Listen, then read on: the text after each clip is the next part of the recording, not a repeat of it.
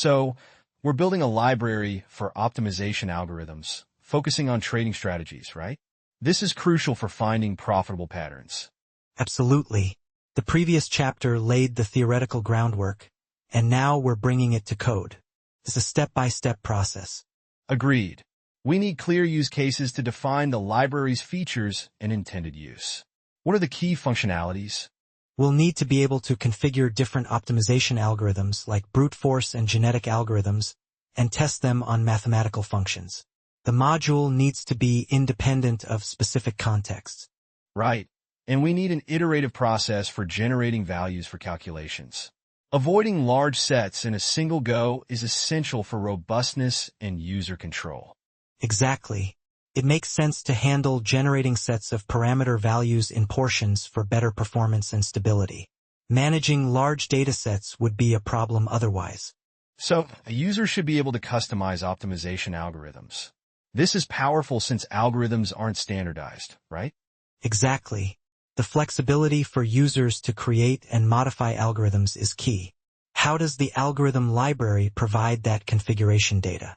The library needs to offer a way for the user to select the algorithm type, configure operators, and set parameters, right? It should provide lists of options. Yes, precisely.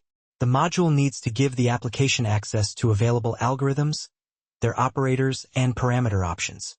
The UI relies on this data. So, the module acts as a kind of catalog or a configuration database for optimization algorithms, offering the necessary information. Exactly. Is a crucial middleman. This ensures the UI can interact with various algorithms. Testing algorithms on mathematical functions is essential, isn't it? We need a way to assess performance outside the context of trading strategies. Absolutely. While real-world strategy testing is crucial, using mathematical functions allows us to evaluate algorithm efficiency without the complexities of live data. Think of it like a controlled experiment. Agreed. But we need to emphasize that this testing isn't a perfect substitute for real-world scenarios. These functions are simplified representations. Precisely.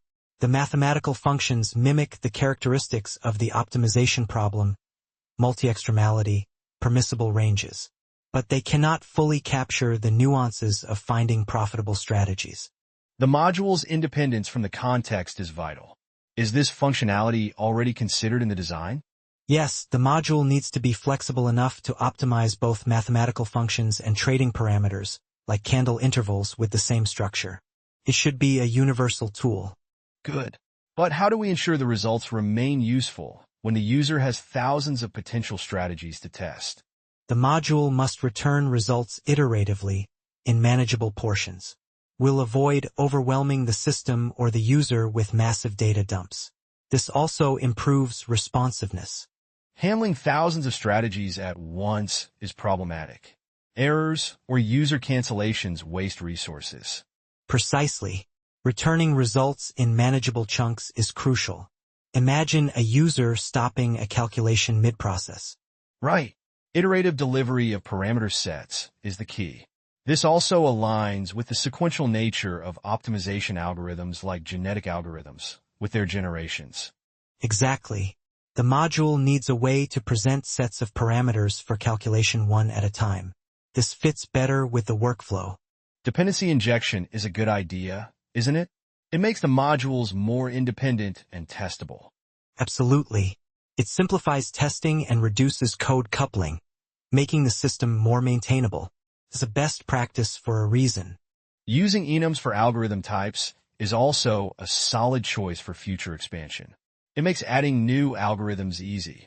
Agreed. This approach keeps the system organized and allows for adding more algorithms later without rewriting substantial portions of the code. The factory method for getting algorithm instances is important for making the module reusable. Precisely. It centralizes the creation of algorithm instances and allows for different kinds of algorithms to be used easily. It's great for code maintainability. What about the lifetime of the optimization algorithm instances? Why transient? Transient instances are best suited here. Each instance holds a set of parameters for a given algorithm. This way, each calculation has its own state without interference from previous uses. The optimization algorithm interface is currently simple, only containing getTypeInfo. This makes sense for a basic module. Agreed. But for the brute force algorithm, it needs more. We need to handle parameters like the number of points returned per iteration. Exactly. And that's where algorithm type info and its parameters come in. It's crucial for algorithm configuration. Right. The algorithm type info_param record helps define these details for different algorithms. The brute force algorithm example shows how to use it to set up the points count. And now we have a need to pass these parameters to the concrete algorithm implementation. The algorithm info class seems like a useful way to do this. Yes, algorithm info provides the actual values for the parameters. It differs from algorithm type info in handling actual values rather than defaults. Great. Then init function on optimization algorithm will handle using these parameter values within the algorithm. Precisely. This separation allows the factory method to initialize the concrete algorithm instance with its specific values. This way, the parameters are used within the algorithm. It's organized. So, the factory will now have both a method to get the info, algorithm type info, and one to get the initialized algorithm, optimization algorithm. Exactly. This setup is better for maintainability. It clearly separates information gathering from initialization, which keeps the code cleaner and easier to update. The init function in brute force algorithm now sets _points count from the provided algorithm info. This is crucial for knowing how many points to generate per iteration. Exactly. And _function variables gets the list of variables to optimize. These are vital for the core functionality of the brute force algorithm. The function variable class is essential for representing parameters. iVariable ID is key for associating values with specific parameters. What's the idea behind using an interface here? The iVariable ID interface allows for different ways of representing identifiers. This is crucial for flexibility. Say you want to later use GUIDs or some other type. The library can adapt easily. This makes the library more adaptable to various application contexts and future development. It is key for making it usable across different parts of the system. Precisely. Having specific types for identifiers is better than encoding all the information into strings. String-based identifiers make sorting and querying harder, plus they lack type safety. The function variable class now has constructors for both cases, predefined values and min/max/step ranges. What does this offer? This versatility is important for different kinds of variables. It allows handling of both continuous variables with ranges and variables with discrete, fixed values. How does the iVariable ID interface help with this versatility? iVariable ID lets you decouple the algorithm's understanding of identifiers from their specific implementation. This will make it easier to swap identifiers without modifying any algorithms, enhancing maintainability and flexibility. The iVariable ID interface is simple, just defining equality. It's useful for comparisons. Right. It's crucial for uniquely identifying variables. A string-based approach wouldn't allow for type safety or efficient lookups in a more complex system. The function variable class now handles min/max/step or predefined values. This provides flexibility. Agreed. This is essential for supporting both continuous and discrete variables. It's a powerful aspect. The getNextPoints function simply filters out already returned points. This is quite straightforward. Yes, the function just retrieves a new set of points based on the number specified. It's focused on getting a new set of values for calculating the objective function. The algorithm point class holds the values. The comparison operator is vital for ensuring unique sets of values. Correct. Using the algorithm point class with the equality operator ensures you are getting unique points, crucial for avoiding redundant calculations. The example table shows simple variables with min, max, and step. The implementation seems manageable. Correct. The table demonstrates a straightforward example for testing the algorithm's generation of points, covering the basics. We'll need to expand it for more complex use cases. What's the objective function result class and its purpose in this process? Objective function result stores results of objective function calculations for those generated points. This allows us to track the performance of various combinations. The brute force algorithm generates all possible combinations of parameter values. This process can be represented as a recursive expansion. Yes, starting with the first variable, it creates templates and expands them with subsequent variables. It's a systematic way of examining every possibility. This method is exhaustive but might become computationally expensive with many variables. Imagine what happens with a larger set of variables. Precisely. The complexity scales exponentially with the number of variables. The brute force approach is very straightforward, but it is not suitable for complex scenarios. The algorithm systematically generates all combinations of values for each variable, adding the values to the previous combination. Exactly. This systematic approach ensures every potential combination is evaluated. However, it's important to consider the implications for performance as the number of variables and possible values increases. For a small number of variables, like 3 in our example, brute force is practical. For larger problems, more sophisticated algorithms are needed. Agreed. The recursive nature makes it simple to understand, but this approach is not scalable. A recursive function might become inefficient and lead to memory problems with large numbers of variables. The call tree for expanding all those combinations will become quite large. Exactly. This recursive generation is efficient for a limited number of variables. For larger problems, you'd need a more optimized approach.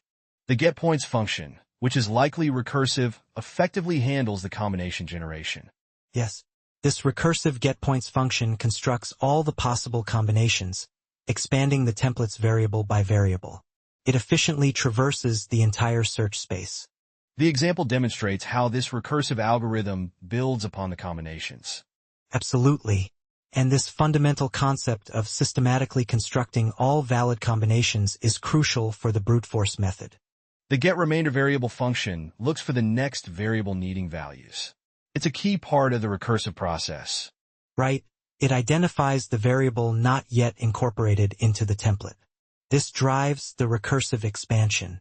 The getTemplates function creates new templates by adding values from the remainder variable to existing point template values. Exactly, it builds upon the previous template by adding the next variable's values. This is how all combinations are generated. The recursive nature ensures all possible combinations are generated, but the base case is crucial. What is the base case, and what prevents infinite recursion? The base case is when getRemainder variable returns null, meaning all variables have been used. This stops the recursion. The function is safe from infinite loops. The algorithm generates combinations of parameter values by extending previous ones. Precisely.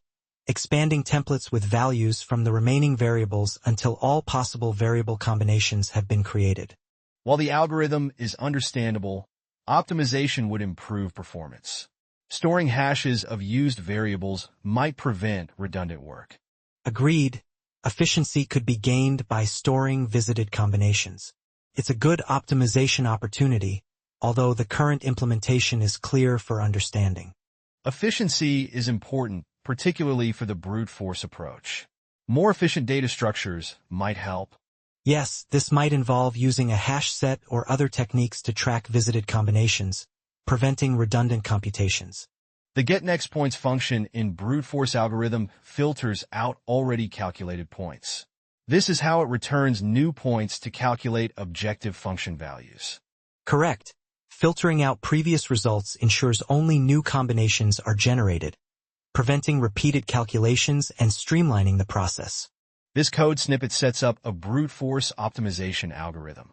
It initializes the algorithm, defines variables with their ranges, and then enters a loop to retrieve sets of parameter values. Correct. The getNextPoints function retrieves the next batch of parameter combinations, and previous results keeps track of those already evaluated. The while loop continues as long as getNextPoints returns combinations. These combinations are stored in the result list, keyed by step number. Yes, each iteration of the loop generates a batch of parameter values and adds them to the result. Previous results keeps a record to avoid redundant calculations. The code efficiently calculates a certain number of parameter values to test and stores them. The output format suggests it's designed to be easily consumed for further processing. Absolutely. The result lists each step, showing the generated parameter sets for each iteration. This format facilitates analysis of the results. The result will contain the sequence of combinations. Each algorithm point has a list of values for each variable. Exactly. This result structure makes it straightforward to examine the parameter variations that were tested at each step. The example output demonstrates how the variables iterate, one at a time, then another to generate new combinations. Precisely. The algorithm explores the parameter space systematically. The format of the output makes the result clear. The output shows a sequence of parameter sets, likely to be fed to a function to evaluate their fitness. Right. This generated data would provide input to a calculation of the objective function's value for each combination. The algorithm is important, but needs thorough testing. The lack of testing is noted. Indeed, comprehensive testing across various scenarios would be vital to validate the correctness and efficiency of the implementation. Genetic algorithms are population-based, creating agents that explore the parameter space. Correct. Each agent represents a potential solution, and they evolve through a series of operators. The core of the algorithm is the migration process, represented by operators like mutation, crossover, selection, and filtering. Precisely. These operators shape the evolution of the population, guiding it towards potentially optimal solutions. Mutation changes agents' genes, essentially creating new agents. Right. This introduces diversity and the potential for new, better-suited solutions. Crossover combines agents to create more offspring. Exactly. Crossover potentially retains promising traits from both parent agents. Selection chooses parent agents for crossover. Correct. Selection criteria guide which agents are most likely to produce desirable offspring. Filtering eliminates less fit agents. This focuses the population on potentially superior solutions by discarding less promising ones. The algorithm iterates through these steps until a stopping condition is met. Correct. This iterative nature is key to finding potential optimal solutions. The order and combination of operators define the specific algorithm. Agreed. This gives flexibility to create customized and tailored genetic algorithms. How do we represent this flexible structure in the implementation? We would likely structure it as a series of steps, each with its own set of operators and configurations. The algorithm structure is built around steps. Each step has a type, order, and parameters. Yes, this modular approach allows for flexibility in combining different operations. A genetic algorithm can be a series of initialization, mutation, filtering, and breeding steps. Correct. Different combinations of these steps form varied algorithms. The order of steps matters. This structure enables customization of the search process. Absolutely. The sequence affects how the population evolves and explores the solution space. The concept of steps suggests a sequential processing design. Right. Each step operates on the current population to create the next. This allows for complex genetic algorithms. Exactly. This flexible design permits a wide range of algorithm configurations. Different operators within a step are crucial for creating different algorithms. Agreed. The ability to combine various operators within steps is key to developing custom genetic algorithms. How will the code handle different step types and operator combinations? A factory pattern or similar mechanism is likely necessary to create instances of different steps and operators dynamically. Okay, so each step in a genetic algorithm needs its own parameters. Exactly. A factory is needed to dynamically create different step types. This also means modifying the data structures for algorithm info and algorithm type info. Right. We'll add an allowed steps field to algorithm type info to hold step information. An algorithm type info _ allowed step will track the step type and index. Correct. The index is crucial for specifying the order and ensuring initialization comes first. We need a way to link step types to their actual implementations. Yes, a factory class or similar mechanism will manage the creation of step objects. How will the code handle different step types and their specific parameters? A well-structured factory will ensure that the correct step implementation is instantiated with the appropriate parameters. The implementation of ad optimization algorithms is now algorithm-specific. This isolates step management. Correct. This approach keeps the core library clean and modular. It avoids tight coupling between algorithms and steps. The add genetic algorithm method adds the necessary step classes to the service collection. Precisely. This ensures each algorithm has its own components, promoting maintainability. The genetic algorithm class handles fetching information about all registered steps. Yes, using a factory or similar mechanism, the genetic algorithm can gather details about available operators. This method now collects step information. Correct. The core algorithm remains unaware of the specific types of steps. This isolates the algorithm logic from specific implementations. Exactly. The system is now designed to dynamically adapt to various step types. This decouples step implementations from the genetic algorithm itself. Yes, that's the key benefit. Adding new steps or operators becomes much easier without modifying core algorithm code. How will the algorithm be made to handle varying step sequences? The algorithm structure will need to support dynamic step order and execution based on the user's choice. The getTypeInfo method now gathers information from all implemented steps. Correct. This ensures the genetic algorithm class doesn't need to know details about specific steps. Each step needs its own getInfo method to provide its details. Precisely. This way, the genetic algorithm simply collects the data. Initialization step has two operators, flat operator and flat managed operator. Right. Different operators for initialization allow for flexibility in how initial populations are created. The flat operator distributes individuals uniformly. Flat managed operator uses a percentage. Exactly. This allows for different initial distribution strategies. The initialization step class already has the order defined, so it always comes first. Correct. The steps getInfo method sets the index to enforce the order. Each step must also describe the operators it can use. True. This will determine which operators are allowed within each step of the algorithm. This is how the system ensures each algorithm has the right operators. Correct. The genetic algorithm remains decoupled from specific operators. The initialization step, getInfo method retrieves operator information. Correct. It gathers details about available operators like flat operator and flat managed operator. This method returns an algorithm type info_allowed step object. Precisely. This object contains details of the step type and its allowed operators. The getInfo method for each step is structured similarly. Yes, this consistency is crucial for a well-organized library.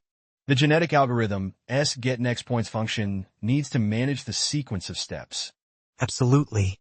It must cycle through the defined steps and execute them in order. The user's algorithm steps would define the sequence, like initialization, mutation, filtering, and so on. Yes, a step list is required. This allows user customization of the algorithm. How does the algorithm keep track of the current step and generation during execution? External storage or passing information through function parameters could be used, but each has drawbacks. A better solution might be to design getNextPoints for stateless execution. Using external storage like Redis or a database for algorithm state is problematic. It forces the calling application to use a specific storage type. Exactly. And relying on the calling app to manage state introduces dependency issues. It's a tight coupling that we want to avoid. A stateless approach is preferable. We need a way to carry the generation and step information between calls to getNextPoints. Yes, the magic string parameter, serialized to JSON, solves that. The calling application saves and reuses it. The magic data class serializes generation and step information into the magic string. This is efficient and avoids tight coupling. Correct. This approach allows each application instance to manage its own state while still passing the information through the API. So the calling application now handles state management. Exactly. The getNextPoints method takes the current magic string and returns the next set of points, along with an updated magic string. This strategy allows the library to remain independent of external storage while maintaining stateless behavior, which is beneficial. The initial getNextPoints call uses previous results equals null and magic string equals null. This sets up the initial generation. Correct. The magic string is empty. It defaults to generation 0 and step 0. The library gets the initialization step. It needs the current population for subsequent steps. Right. The initialization step generates a new population based on the variable's allowed values. How does the library handle the population from a prior generation when previous results aren't empty? The ID field in objective function result is vital. The population IDs field in magic data stores these IDs. This ensures only relevant results are used. So previous results contains a set of results, but the ID field in each objective function result identifies which population members are from the prior step. Precisely. This makes the process maintainable and allows the algorithm to update to the next generation. The algorithm continues by getting the mutation step and generating a new set of points, which then gets passed back. Exactly. This process continues for each subsequent step, combining results into the next generation. Each step needs to account for whether it creates a new generation or just amends the current one. True. The getNextPopulation method in each step manages this. And the calling function must know how to correctly aggregate results from the preceding generations. So, each step has two functions. One for generating new parameter sets and another for creating a new population. Correct. This is crucial, especially for steps like filtering, where a population is modified rather than expanded. This separation allows the calling function to calculate objective function values before the population is updated. A single function would lead to complications. Exactly. It's better to keep these steps as independent units. A good design promotes clear separation of concerns. The mutation step might replace parents with children. This means each set of values needs its own magic data. Exactly. It's critical to keep track of the history of each point in the population. This is why the point magic data class is useful. Re-examining the steps, the approach is better structured now. Absolutely. The clearer separation makes the entire algorithm design more understandable. This structure is better for future maintainability and modifications. The initialization step is handled directly. It doesn't create new points but returns the existing population. Correct. It just returns the current population if available. This is different from steps that generate new individuals. How does the logic deal with the initial call to getNextPoints with no previous results? The initial call sets previous results to an empty list. The initialization step then uses the current population for its calculations, which initially are empty. So, the initialization step doesn't generate any new population in the first generation? Exactly. It simply takes the existing population from prior calls to getNextPoints or uses an empty list if this is the very first call. The loop continues to get the next step after initialization. Correct. Subsequent steps will then be applied to this population and populate previous results. The code for getNextPoints needs to manage whether subsequent calls create a new generation. Precisely. The handling of generation number and step index in magic data is vital to this process. This ensures the algorithm knows where it is in the process. The code checks if the new step index is less than the current one. This signals a new generation. Correct. Incrementing generation number, in that case, is essential for tracking progress. If next step info index is less and there are individuals, then a new generation begins. Exactly. The code correctly handles the transition between generations. The new next magic data object is created and passed to the next getNextPoints call. This correctly propagates the state of the algorithm, like generation and step, to subsequent calls. This approach decouples the algorithm from needing a specific external storage for generation data. Correct. Passing it through the calling application as state allows for greater flexibility and reduces coupling between the algorithm and external components. Is there a specific condition to stop the process? The check-stopping condition function, in conjunction with the generation counter, determines the stop condition. The getNextPoints method of the new step is called continuing the process. This recursive approach ensures the algorithm progresses through steps until the stopping condition is met. The getNextStep method determines the next step in the algorithm's execution. Correct. It finds the next step with an index greater than the current step. If no such step exists, it falls back to the first step. What happens if previous results is empty in the first call? The first call gets the step with index 0, which is initialization. So previous results are used to determine the next step. Correct. The presence or absence of results influences which step the algorithm takes. The initialization step in this case doesn't create new points. It returns the existing population. Exactly. It utilizes the existing population data for calculation. Does the initialization step have any criteria to decide when to end? No.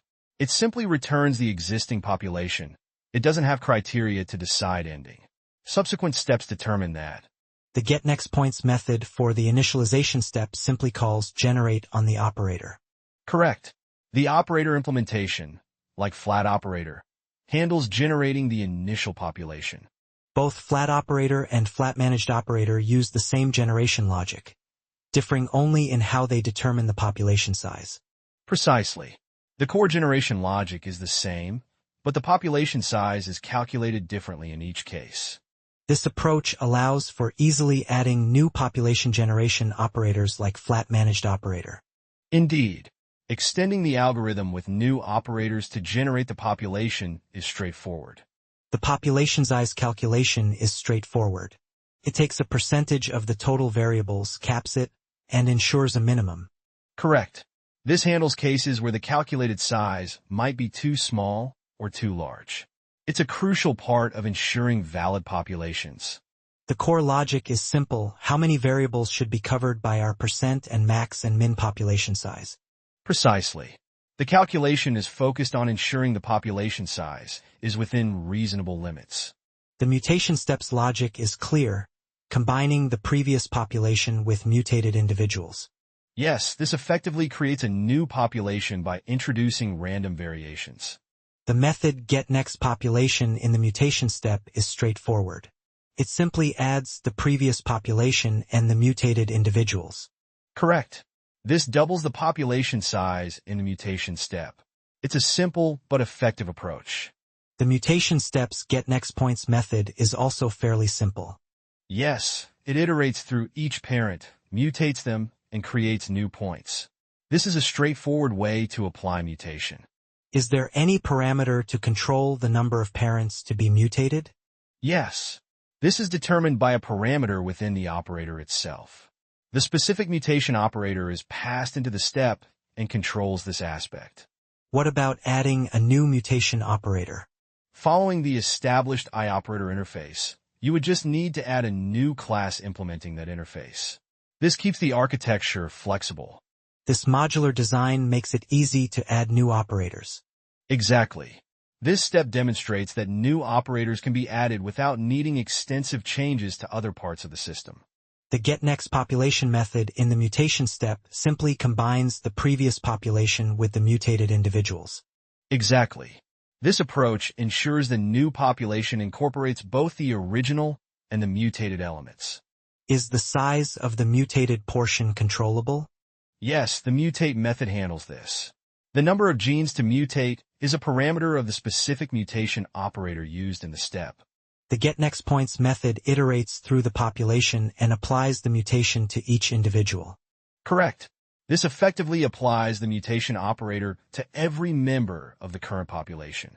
The mutate function creates a new algorithm point based on the parent. Yes, ensuring a distinct representation for the mutated individual. What variables are selected for mutation? The changeable variables list holds variables with more than one possible value. These are the ones subjected to mutation. How is the choice of variables for mutation determined? Randomly selected genes from changeable variables. The underscore mutation count parameter dictates how many are chosen. Is there a way to add a new mutation operator? Yes. Simply add a new class implementing the iOperator interface and include it in the appropriate steps implementation. This architecture promotes modularity. Indeed. Adding new mutation operators is straightforward and doesn't impact existing parts of the system. The roulette operator, as described, calculates probabilities based on objective function values. Correct. Individuals with higher function values have a higher probability of selection. It's a weighted random selection. The roulette operator's getNext population method takes a list of individuals with their weights. Precisely. This input is crucial for applying the weighted random selection. How does the roulette operator handle cases where an individual has a zero objective function value? The implementation would need to account for that. Perhaps a small epsilon value would be added to avoid division by 0. This is a crucial detail to consider. Is there a specific parameter to control the number of individuals in the selected population? Yes, the method would accept a parameter for the desired size of the resulting population. The algorithm selects that many individuals. What about adding a new selection operator? Again, following the I-operator interface, a new class implementing it can be added. Adding a new selection operator is a straightforward modular process. This modular design makes the selection mechanism adaptable. Exactly. Adding a new operator just involves adding a class without extensive modifications to other parts of the system. The roulette operator selection process relies on probabilities calculated from objective function values. Correct. Higher objective function values translate to higher selection probabilities. It's a probabilistic method. How is the interval from 0 to 1 divided? It's divided into subintervals proportional to the normalized objective function values. What happens if an individual's objective function value is 0? The implementation should handle 0 values. A small constant could be added to avoid division by 0. The getNext population method takes a list of weighted individuals. Precisely.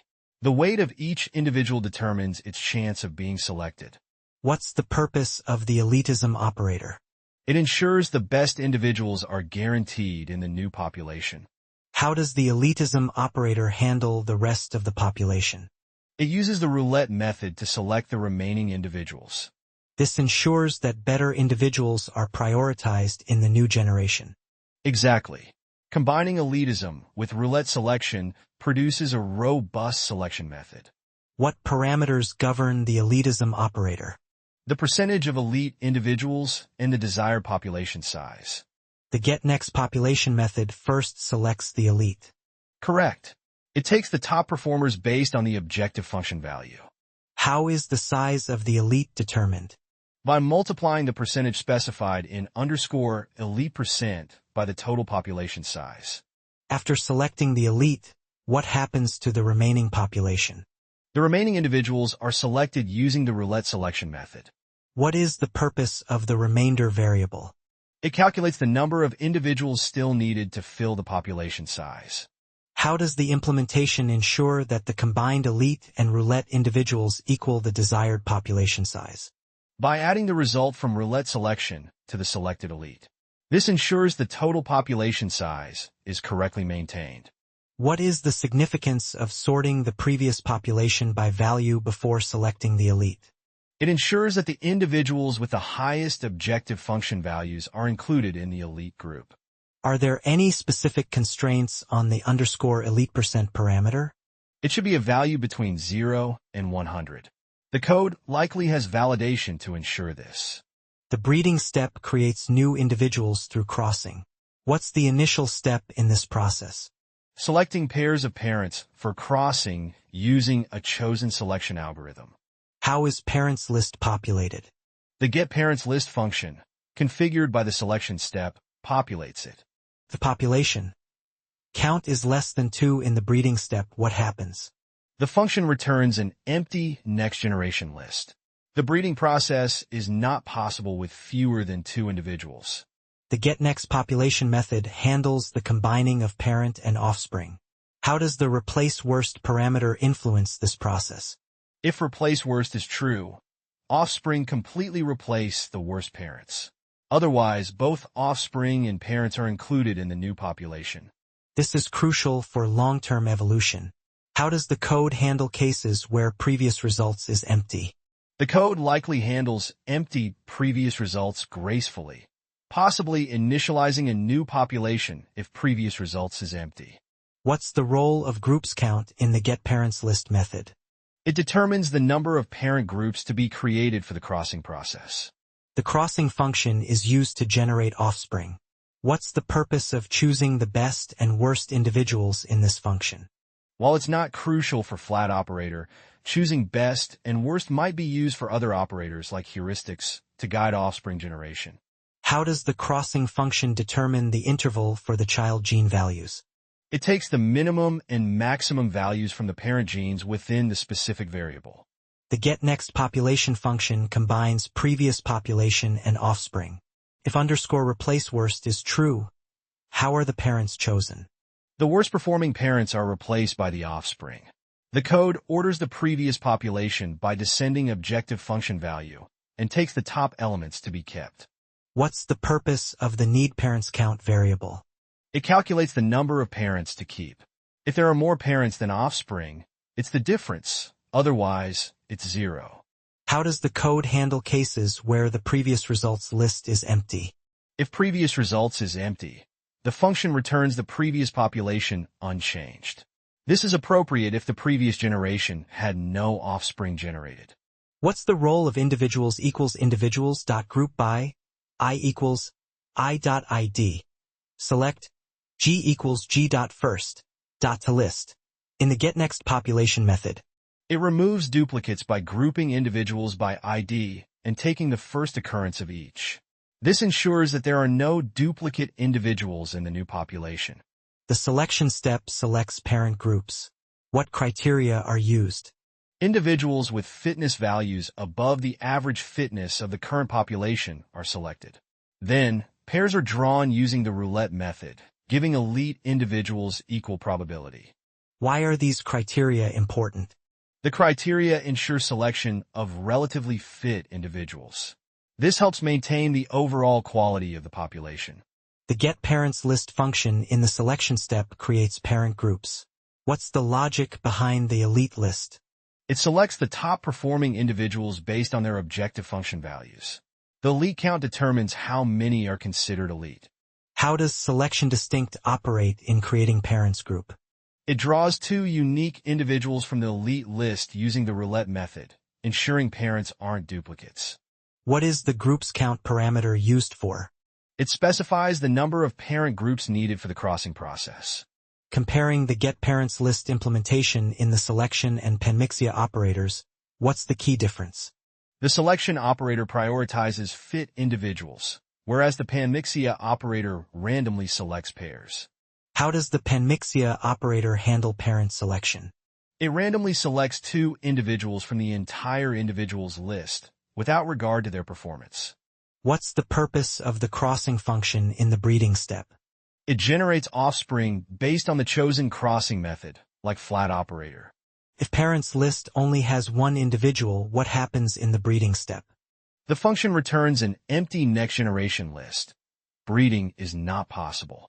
How does the crossing function determine the offspring's gene values when using the flat operator? It chooses a random value within the range defined by the minimum and maximum values of corresponding parent genes in the same variable. The crossing function uses the best and worst values for calculating cross value.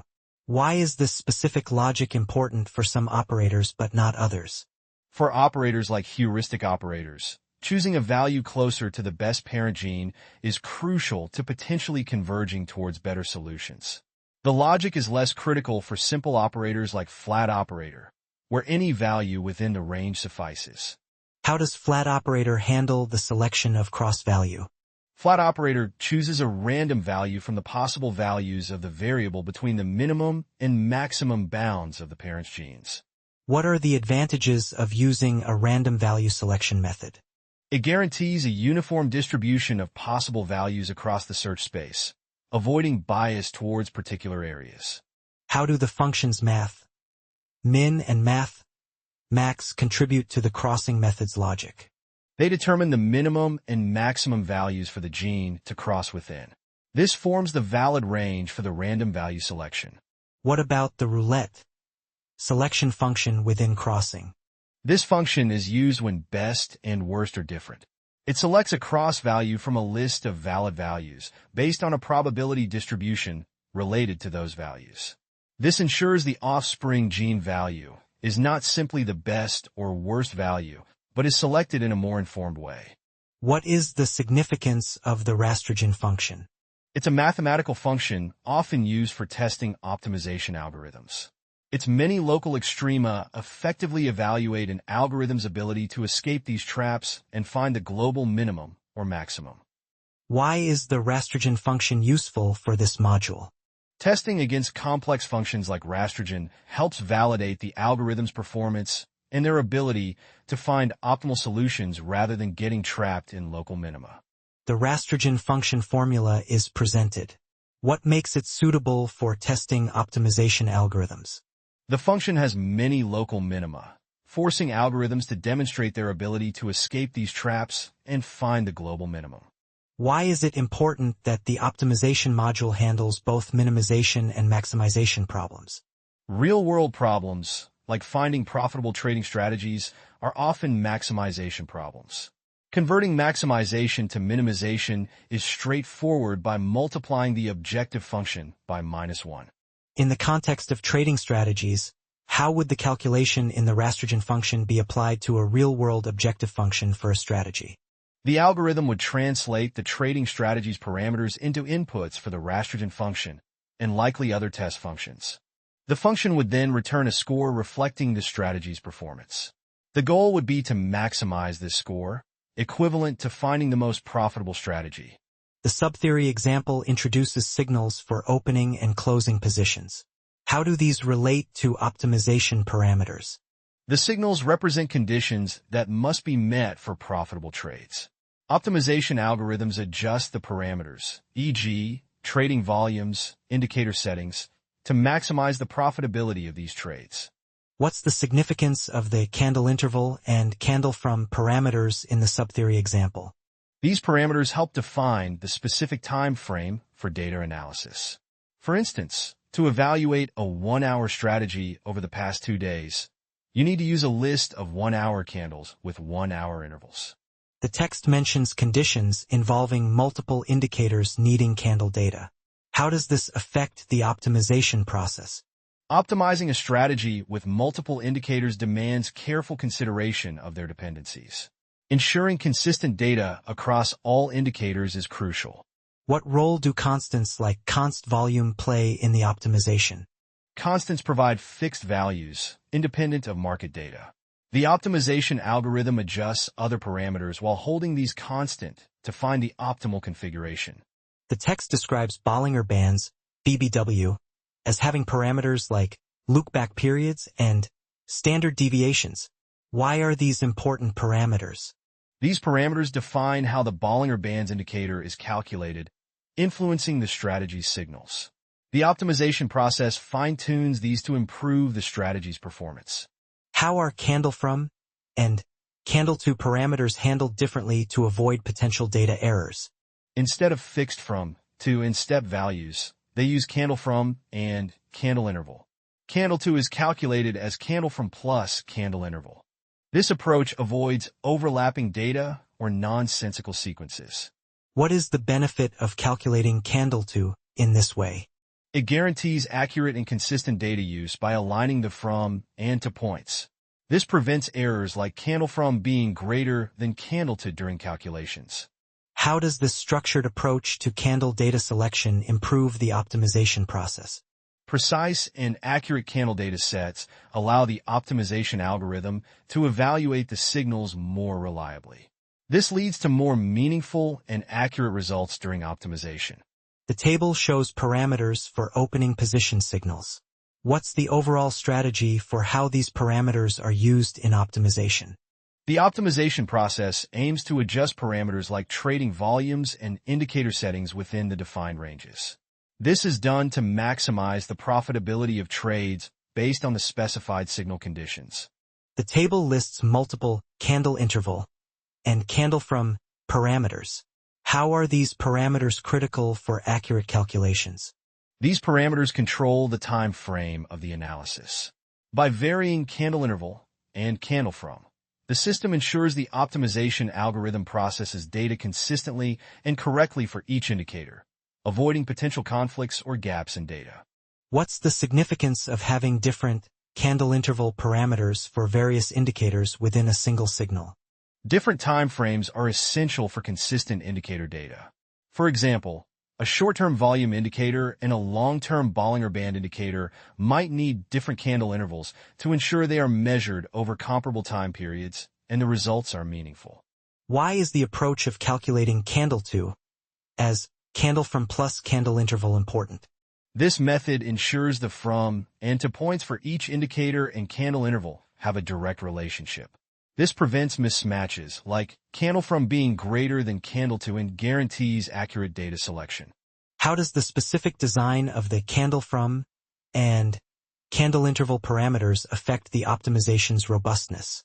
It strengthens the accuracy of the optimization, since accurate and complete data analysis is essential for evaluating and adjusting the signals and parameters to find the most profitable trades. This method creates precise and complete datasets. Considering the parameters for Bollinger Bands, what is the purpose of including loopback periods and standard deviations? They adjust the calculation of the Bollinger Bands indicator, influencing the signal and ultimately the profitability of the strategy. Optimization adjusts these parameters to improve the effectiveness of the strategy. The table describes stop-loss parameters. What is the rationale for including these? Stop-loss orders are crucial for risk management.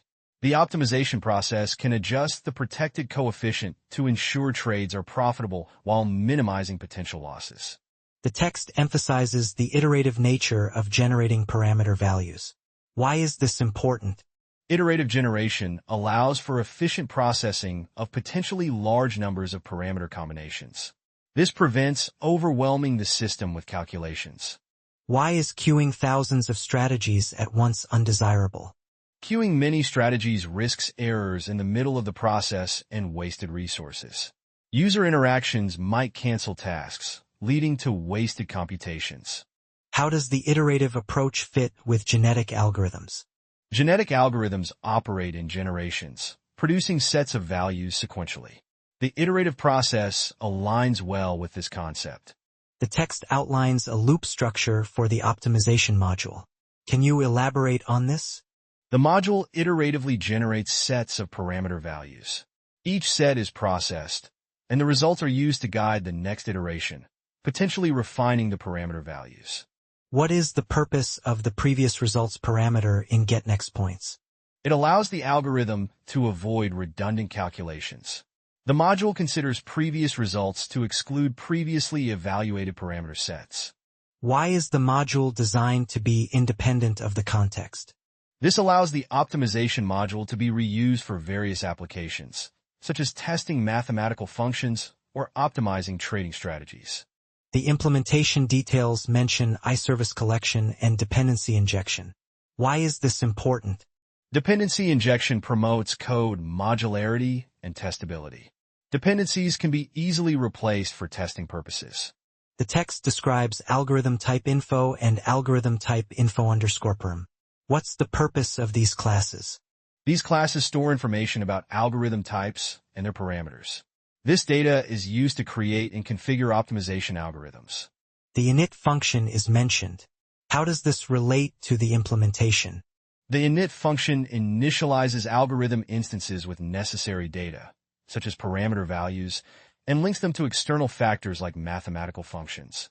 Why is the iVariableID interface crucial? It provides a structured way to identify variables within the optimization process. This is critical for associating parameter values with specific strategy components.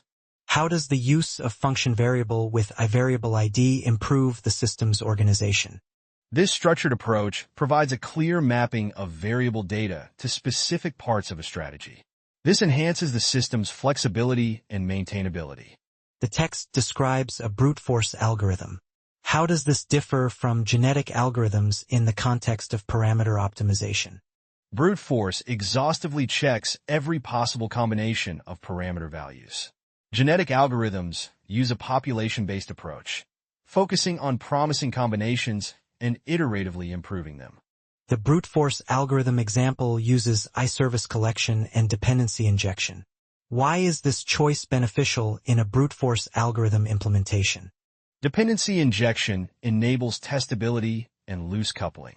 Mock implementations can be used during testing to isolate the brute force algorithm from other modules. What does the algorithm factory class do in the brute force implementation? It creates instances of optimization algorithms based on their type, enabling flexible support for different algorithms within the framework. The algorithm info class stores parameter values. How does this differ from algorithm type info?